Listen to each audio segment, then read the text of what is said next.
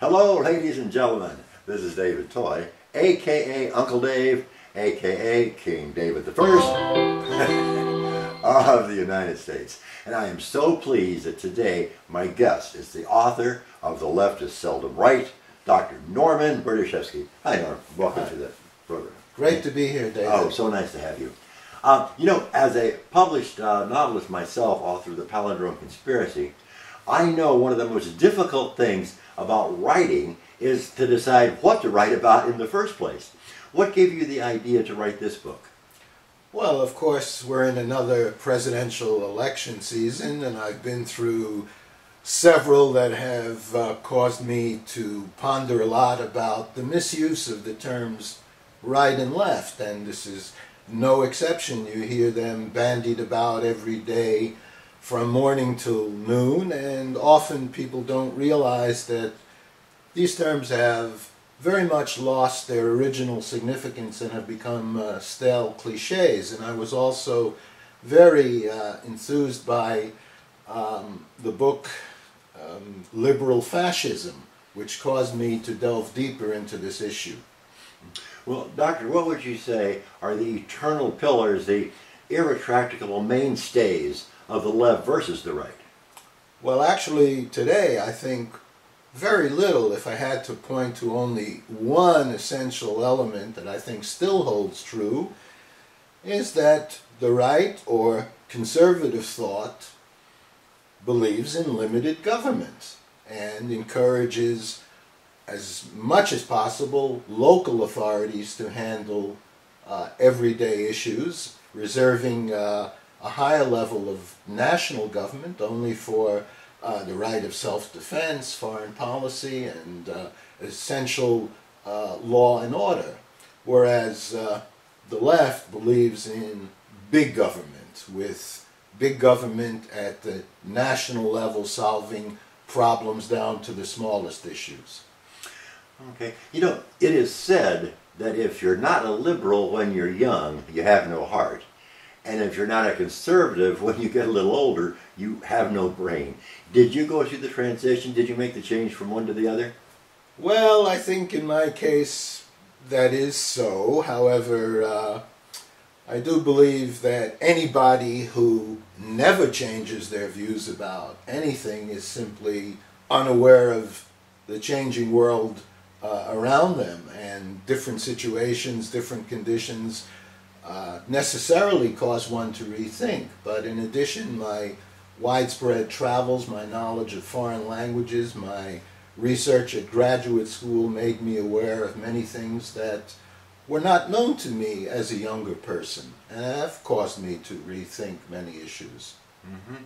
Well, Norman, you and I can have differing views on a subject and discuss them amicably. So why do you think the left is so full of vitriol and venom? Well, particularly when we refer to the hard left or Marxist left, they have a religious ideology. It is no less a religion than the established ones, and they want to establish paradise on earth. And with that motivation, they believe that anything justifies the end, whatever the means are. We've seen that in case after case.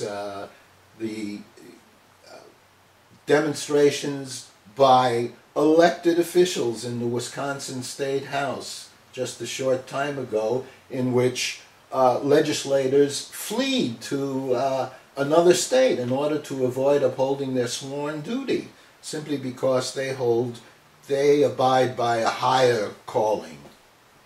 Well, progressive leftists are such egomaniacs, and they always come on like they're just so much smarter than the rest of us. Now, do you think they actually believe that garbage they keep spewing? Or are they just putting on an act, lying, and sure that the mainstream media will back them up, and we're just too stupid to know the difference? What do you think? No, I'm sure they believe, when I talk about the real hardcore left, they suffer from this self-delusion. It's not something you were born with, but something which many people absorb and carry with them and believe that they hold the truth, and anything less than the truth has to be suppressed, has to be fought, has to be destroyed. Wow. Well, you know, Norman, it seems to me that the left hates anything and everything that is good, that is pro-American, or that is pro-Judeo-Christian values. Am I missing something, or is that the way they really are?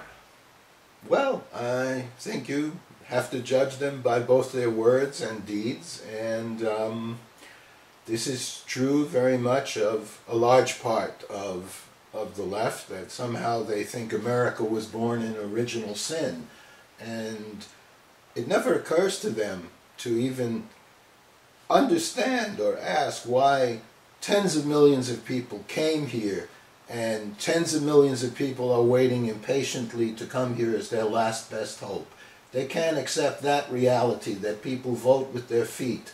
They'll rather invent all kinds of intellectual exercises and do somersaults to explain away America's success.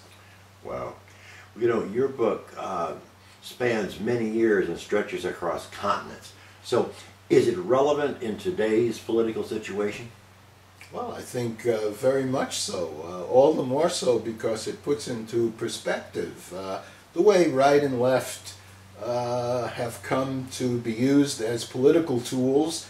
Many people use them today as synonymous with the good guys and the bad guys. The good guys being whatever side they support, and the bad guys being the opposite. You can look at things like foreign policy in the 30s.